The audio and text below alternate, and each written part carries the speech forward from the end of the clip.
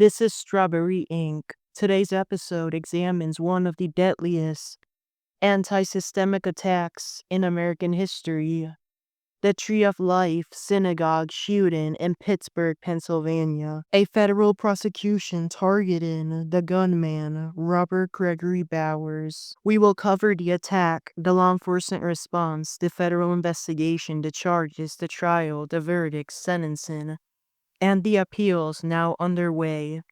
I want to wish all of you a happy Hanukkah. Unfortunately, my menorah looks like it's arriving tomorrow, so I need to do the first night with regular candles until I could get more festive later on.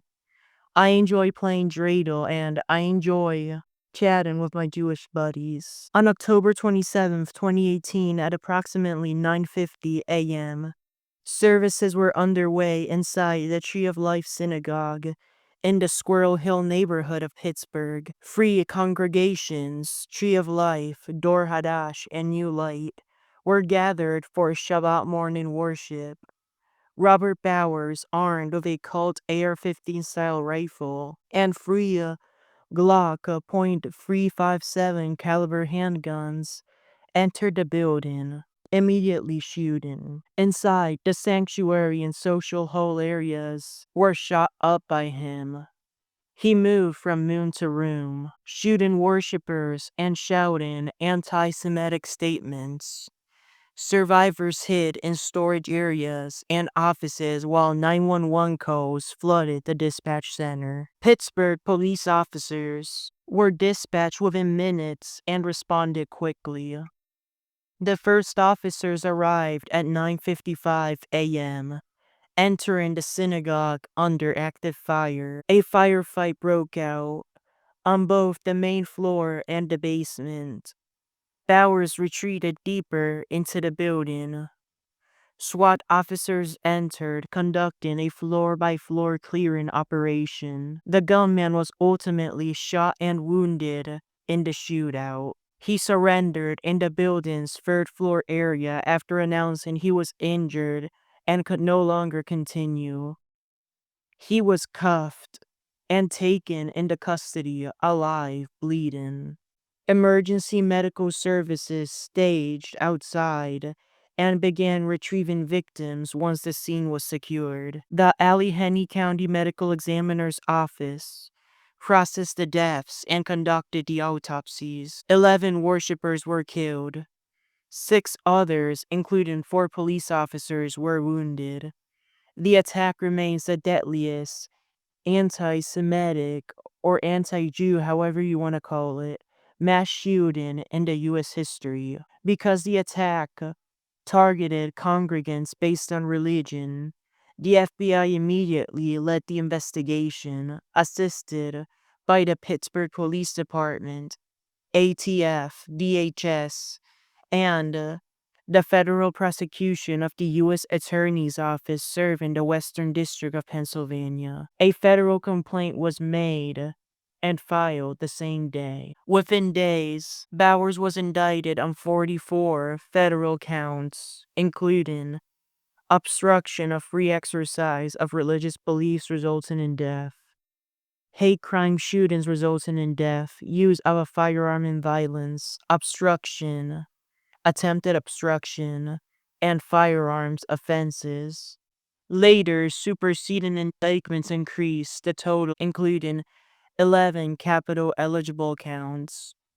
Because the federal government sought the death penalty, 63 counts total. this case proceeded as a federal capital trial.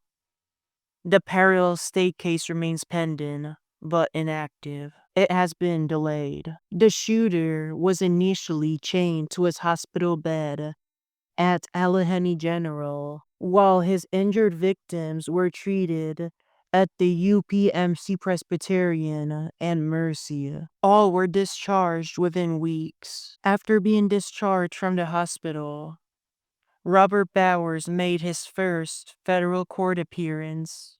In the Pittsburgh federal court, he pleaded not guilty to the charges. At this point, Bowers was all lawyered up. He had hired private attorney Judy Clark to defend him. Also, free public defenders in order to help her avoid the death penalty.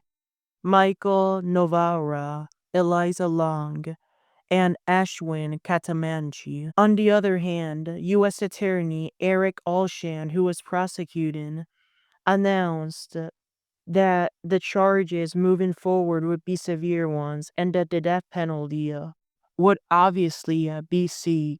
Other prosecutors assisting in this federal case would be Troy Rivetti, Sue Son, and Nicole Vasquez-Smith from the DOJ. After pleading not guilty to the charges, Magistrate Robert Mitchell ordered that Bowers remain in the Butler County Prison without bond moving forward. The defense tried to move this federal case out of Pittsburgh, but Judge Robert Colville refused. Defense attorneys also filed motions to suppress certain statements and challenge the religiously motivated elements of hate crime statutes.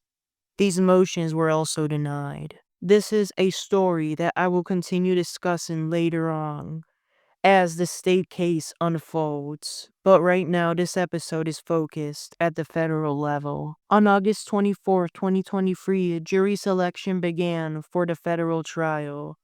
Roughly 1,500 summons were sent, one of the biggest legal sagas in Pittsburgh.